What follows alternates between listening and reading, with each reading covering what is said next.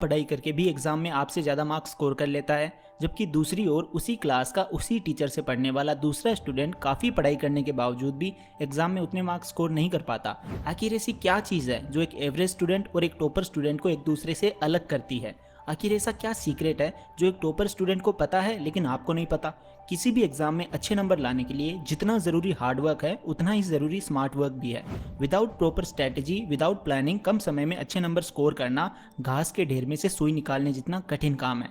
तो आपके इसी काम को आसान बनाने के लिए मैं ये वीडियो लेकर आया हूँ। बहुत सारी रिसर्च के बाद मैंने कुछ ऐसे पॉइंट्स सेलेक्ट किए हैं जो कि आपको पता होने ही चाहिए अगर आप कम समय में चालाकी से पढ़ाई करके किसी भी एग्जाम में अच्छे नंबर स्कोर करना चाहते हो। तो जाने अनजाने में हर टॉपर स्टूडेंट इन पॉइंट्स को, इन बातों को फॉलो करता है। तो अगर आप भी चाहते हो आपकी क्लास के अगले टॉपर आप बनो, then you must have to watch this video till the end. तो दोस्तों, मेरा नाम है mister Proton, so let's begin.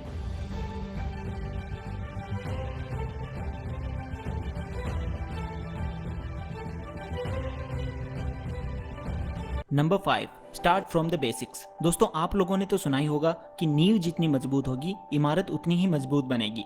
Topper student her class top करता है क्योंकि उसने पिछली क्लास टॉप की थी, पिछली क्लास में उसने मन लगाकर पढ़ाई की थी, उसके बेसिक्स क्लियर थे भाई। जब आप 11th क्लास की ऑर्गेनिक केमिस्ट्री पढ़े बिना डायरेक्ट 12th क्लास की ऑर्गेनिक केमिस्ट्री पढ़ोगे तो आपको कुछ भी समझ नहीं आएगा।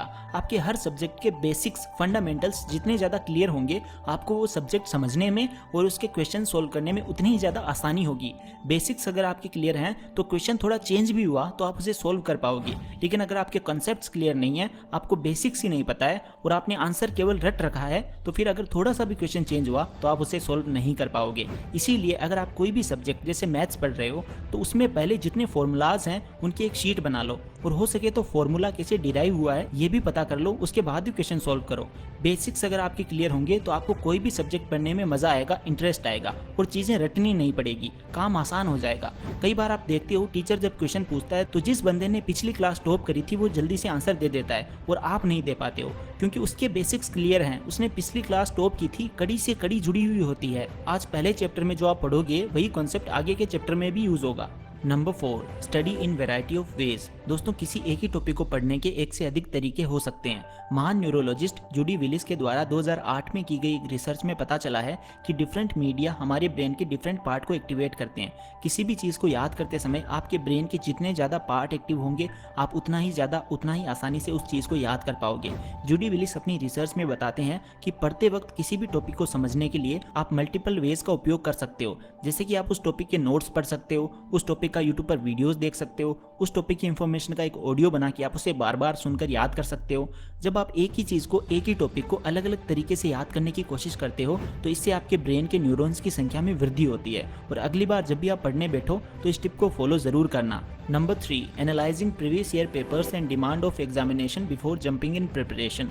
दोस्तों, ये पॉइंट बहुत ही ज़्यादा इंपॉर्टेंट है। Always remember 80% of the questions comes from 50% of the syllabus. आप मुगल शासक बाबर से ये सीख ले सकते हो कि जब भी वो युद्ध भूमि में यानी बैटल फील्ड में जाते थे तो वो युद्ध भूमि का मुआयना करते थे।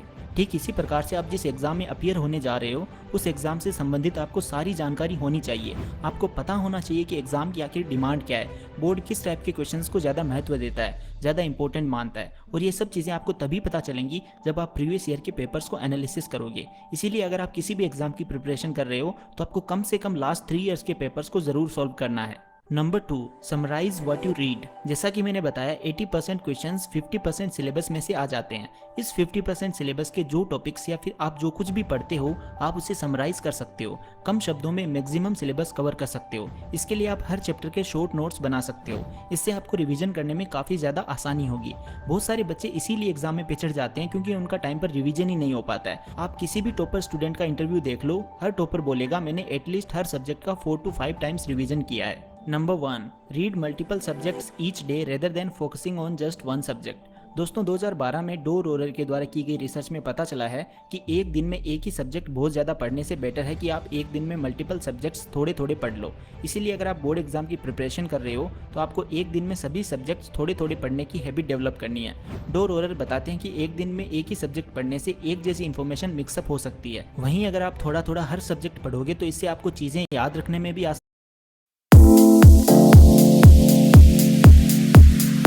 और इन्फॉर्मेशन मिक्सअप भी नहीं होगी। तो दोस्तों अब इस वीडियो को समराइज करते हैं। सबसे पहले तो आपको हर सब्जेक्ट के बेसिक्स पता होने चाहिए। इसके बाद आपको प्रीवियस ईयर पेपर्स चेकआउट करने हैं, शॉर्ट नोट्स बनाने हैं, एक दिन में मल्टीपल सब्जेक्ट्स पढ़ने हैं और टाइम टू टाइम रिवीजन करना है। अगर आप इस वीडियो में बताई गई बातों को फॉलो करते हो तो आपकी क्लास के अगले टॉपर आप होंगे। आपको इस वीडियो में बताई गई कौन सी बात सबसे अच्छी लगी हमें कमेंट बॉक्स में ज़रूर बताएं।